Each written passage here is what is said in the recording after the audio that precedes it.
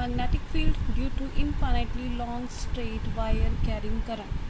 Now let us consider this wire XY is lying in the plane of paper, and the direction of magnetic field is given by the right hand rule like this, anti-clockwise direction in this direction.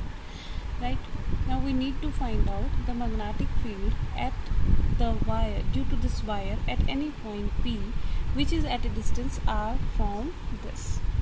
So according to Boyd-Sedgwick's law, B dot dl is equal to mu naught I.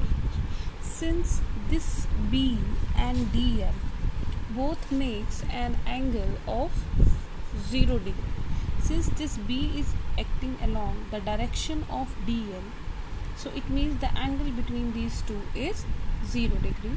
So in that case we can write this as B dl cos of 0 is equal to mu naught I, or B is taken common, integral of dl is equal to mu naught I, or dl is 2 pi r into mu naught I is equal to mu naught I.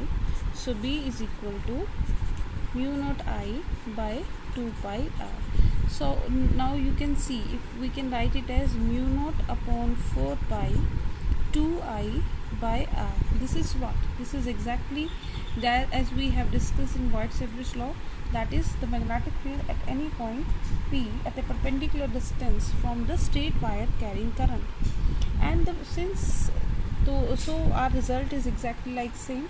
So now this verifies this also, and also the magnetic field at any point on this spherical symmetry will have same values. So in short we can say that the magnetic field is having cylindrical symmetry due to a straight wire carrying current.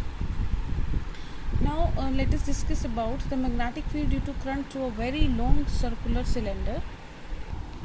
Let's have a look over the diagram first. Let us just consider this is a long circular cylinder, right? And we have to find out the magnetic field due to the current which is flowing through the cylinder at any point P which is outside, or at any point Q which is inside. Let us discuss first case. Let the point P is at a distance small r such that OP is equal to r from this center, right? Now the direction of magnetic field at point P is exactly same, equal to the tangent, and therefore P dot dl is equal to B dot dl vector can be written as B dl cos of 0, or that is equal to B dl, right? So B dl, so we can use the Ampere's rule, which is B dot dl equal to mu naught I. Again B taken outside, this is dl which is equal to mu naught I, or B is 2 pi r which is the circumference of this circular arc, circular path, so that is equal to mu naught I, or B is equal to mu naught I by 2 pi r. Clearly B is inversely proportional to r. Second case is for point Q. So if we again consider an Amperian loop here of radius r such that this OQ is equal to r. Now OQ is equal to r. Now since the point Q is lying inside the conductor, so two cases may arise. The first case, that if current is along this cylindrical surface only, let us consider this is a metallic surface suppose, and there is no current inside the surface, so at that point the naturally magnetic field will be 0. So in that case magnetic field is 0. Now second case, assuming that the current is uniformly distributed over this cylindrical surface across the whole cross section of the conductor. In that case the current I dash through this path OQ is given by I upon pi r square into pi r square, right? So in that case this is equal to I, so this is I, this is r square by capital R square. So I dash we have calculated. Now applying the Ampere circuital law, we know that is equal to B dot dl is equal to mu naught mu r and I dash. Why mu r here? Because here now the medium is also included. So in that case, the mu naught is replaced by included by mu r also. So again, b integral of dl is 2 pi r, which is equal to mu naught mu r into I dash. So b is equal to mu naught mu r I dash, instead of I dash we will write I r square by r square, I r square by r square upon 2 pi, this is r.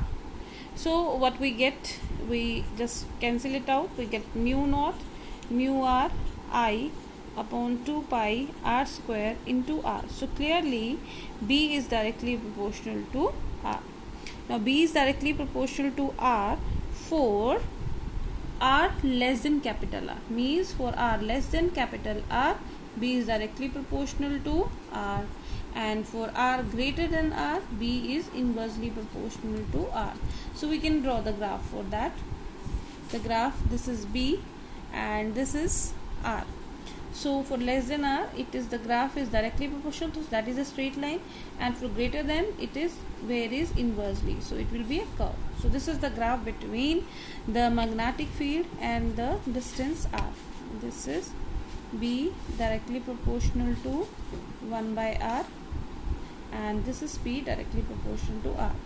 So this is how we calculated the magnetic field due to this long cylinder. Let's take a review. Firstly, we find for p point.